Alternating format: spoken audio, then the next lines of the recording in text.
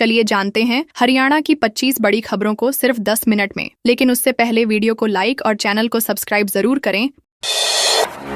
हिसार में कोहरे में पुलिस की गाड़ी कैंटर से भिड़ी। हरियाणा में मंगलवार को घने कोहरे ने जनजीवन अस्त व्यस्त कर दिया। सोनीपत, पानीपत, रोहतक, हिसार समेत कई जिलों में विजिबिलिटी बेहद कम रही, जिससे सड़क हादसे बढ़ गए। हिसार के गांव ढंडूर के पास घने कोहरे में फतेहाबाद पुलिस की CIA टीम की बुलेरो गाड़ी आयशर कैंटर से टकरा गई। हादसे में हेड कांस्टेबल शमशेर की मौके पर ही मौत हो गई, जबकि ड्राइवर जसवीर गंभीर रूप से घायल हो गया। घायल को अग्रोहा मेडिकल कॉलेज में भर्ती कराया गया है। दोनों पुलिसकर्मी मुखबिरी के आधार पर जांच के लिए हिसार गए थे और लौटते समय ये हादसा हुआ।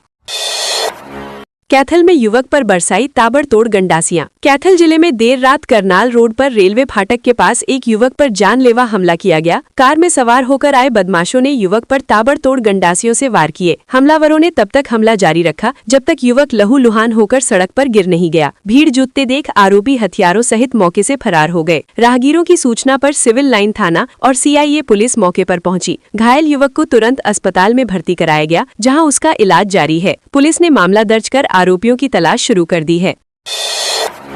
महिला ने मुस्लिम बॉयफ्रेंड संग मिलकर पति का किया मर्डर। फरीदाबाद में एक महिला ने अपने प्रेमी के साथ मिलकर पति की बेरहमी से हत्या कर दी और शव को रेलवे ट्रैक पर फेंक दिया। ट्रेन से कटने के कारण शव की पहचान नहीं हो पाई और पुलिस ने इसे हादसा मान लिया। करीब 50 दिन बाद मृतक के भाई ने गुमशुदगी की शिकायत दर्ज कराई। जांच में शव की पहचान सुमन के रूप में हुई। पुलिस को शक सुमन की पत्नी अंजनी पर गया, जो घटना के बाद मायके चली गई थी। पूछताछ में अंजनी ने प्रेमी के साथ मिलकर हत्या की बात कबूल कर ली। पुलिस ने दोनों को गिरफ्तार कर लिया है।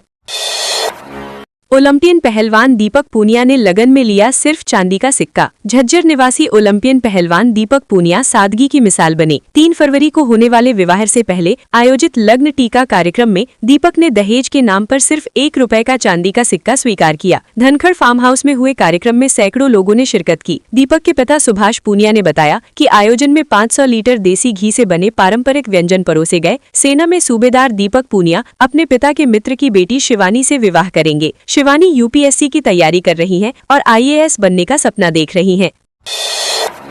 भिवानी में केंद्रीय ट्रेड यूनियनों की राष्ट्रव्यापी हड़ताल 12 को। भिवानी जिले में केंद्र सरकार की नीतियों के विरोध में केंद्रीय ट्रेड यूनियनों ने 12 फरवरी 2026 को राष्ट्रव्यापी हड़ताल का ऐलान किया है। हड़ताल को सफल बनाने के लिए सर्व कर्मचारी संघ हरियाणा और C2 के संयुक्त तत्वावधान में राज्य स्तरीय जत्थे ने लोहारू क्षेत्र में जनसंपर्क अभियान चलाया। इस दौरान कर्मचारियों और ग्रामीणों से हड़ताल में भाग लेने की अपील की गई। लोगों ने ऑनलाइन पोर्टल सिस्टम को लेकर नाराजगी जताई और इसे आम जनता के लिए परेशानी का कारण बताया। यूनियनों ने कहा कि जब तक नीतियों में सुधार नहीं होगा, आंदोलन जारी रहेगा।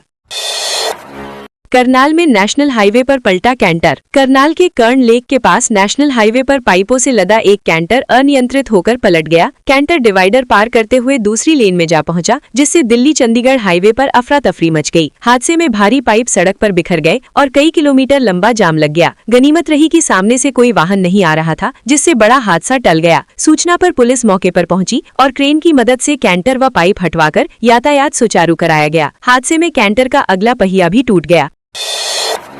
नूह में दिग्विजय चौटाला का भाजपा पर हमला। नूह जिले में JJP नेता दिग्विजय सिंह चौटाला ने भाजपा सरकार पर तीखा हमला बोला। उन्होंने आरोप लगाया कि भाजपा ईस्ट इंडिया कंपनी की तरह काम कर रही है और सामाजिक सुरक्षा पेंशन योजनाओं को खत्म कर रही है। चौटाला ने कहा कि करीब 50,000 बुजुर्गों और दिव्यांगों की पेंशन काटी जा चुकी है। अनाज मंडी स्थित JJP कार्यालय में कार्यकर्ताओं की बैठक के बाद उन्होंने युवा योद्धा सम्मेलन की तैयारियों की समीक्षा की। चौटाला ने सरकार को युवा विरोधी बताते हुए बेरोजगारी, लंबित भर्तियों और मनरेगा को कमजोर करने के आरोप भी लगाए।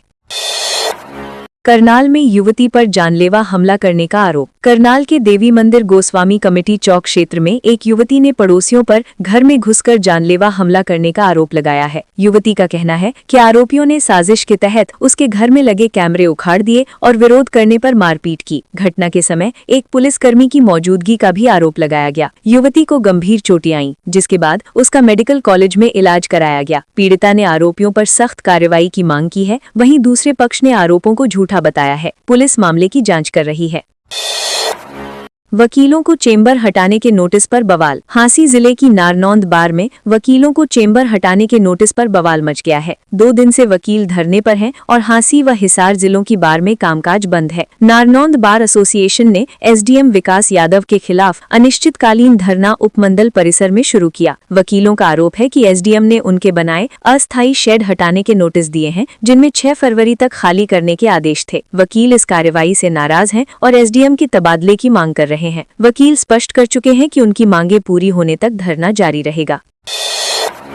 कैथल सिविल अस्पताल में बना डे केयर सेंटर। कैथल जिले में स्वास्थ्य विभाग इस सप्ताह नागरिक अस्पताल में कीमोथेरेपी डे केयर सेंटर शुरू करेगा। अब कैंसर मरीजों को इलाज के लिए रोहतक और चंडीगढ़ तक का लंबा सफर तय नहीं करना पड़ेगा। ये केंद्र केवल कैथल के मरीजों के लिए ही नहीं, बल्कि आसपास के जिलों के मरीजों को भी सुविधा देगा। इससे मरीजों का समय और धन दोनों बचेगा। कैथल जिले में लगभग 550 कैंसर मरीज हैं। विभाग ने 2 डॉक्टरों, डॉक्टर RD चावला और डॉक्टर ललित जांगड़ा और 2 नर्सिंग स्टाफ को प्रशिक्षण दिया है। इस पहल से मरीजों को बेहतर इलाज और सुविधा मिल सकेगी। फरीदाबाद की कार मार्केट में पेंट की दुकान में आग। फरीदाबाद के सेक्टर 28 स्थित कार मार्केट की पेंट की दुकान में सोमवार सुबह अचानक आग लग गई। शॉर्ट सर्किट के कारण आग ने दुकान के पेंट, केमिकल और थिनर को घेर लिया और देखते ही देखते आग तेजी से फैल गई। काले धुएं ने पूरे इलाके में अफरा तफरी मचा दी। फायर ब्रिगेड की 3 गाड़ियों ने 1.5 घंटे की कड़ी मशक्कत के बाद आग पर काबू पाया। गनीमत रही कि कोई जनहानि नहीं हुई, लेकिन दुकान का सारा सामान जलकर राख हो गया। आसपास के दुकानदारों ने तुरंत पुलिस और फायर ब्रिगेड को सूचना दी।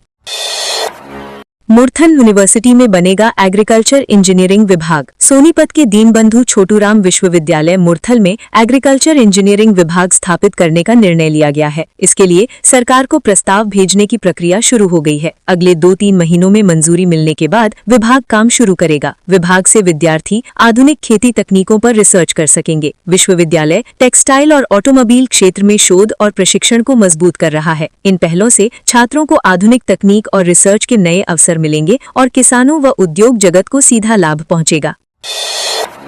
चंडीगढ़ के सरकारी स्कूलों में पहुंचे एजुकेशन डायरेक्टर। चंडीगढ़ प्रशासन ने सरकारी स्कूलों में सुधार के लिए औचक निरीक्षण किया। एजुकेशन सेक्रेटरी प्रेरणा पुरी और school education director Nitish Singla ने स्कूल भवन, पीने के पानी, शौचालय, कक्षाएं, खेल मैदान और साफ सफाई की स्थिति जांची। अधिकारियों ने छात्रों, शिक्षकों और स्टाफ से बातचीत कर उनकी समस्याएं और जरूरतें जानी। निरीक्षण का उद्देश्य स्कूलों में पढ़ाई और बुनियादी सुविधाओं की वास्तविक स्थिति पर निगरानी रखना और सुधार करना है। साथ ही छात्रों के कल्याण और संसाधनों के सही इस्तेमाल पर भी चर्चा की गई। गुरुग्राम में पेट्रोल पंप पर चले लाठी डंडे। गुरुग्राम के फर्रुख नगर पेट्रोल पंप पर 2 युवकों और स्टाफ के बीच जमकर मारपीट हुई। बाइक से आए युवकों ने सेल्समैन से बहस शुरू की, जो बाद में हाथापाई में बदल गई। पंप स्टाफ ने मिलकर उनका मुकाबला किया और दोनों युवक घायल हो गए। घटना का सीसीटीवी फुटेज सोशल मीडिया पर तेजी से वायरल हो रहा है। घटना के बाद पंप मैनेजर उम्मेद सिंह ने लिखित शिकायत दर्ज कराई। पुलिस मामले की गहन जाँच कर रही है कि गांजा कहाँ से आया और कहाँ सप्लाई किया जाना था। करनाल में नशे की रोकथाम के लिए ये कार्रवाई बड़ी सफलता मानी जा रही है। आरोपी की पहचान करनाल के उत्तम नगर निवासी के रूप में हुई।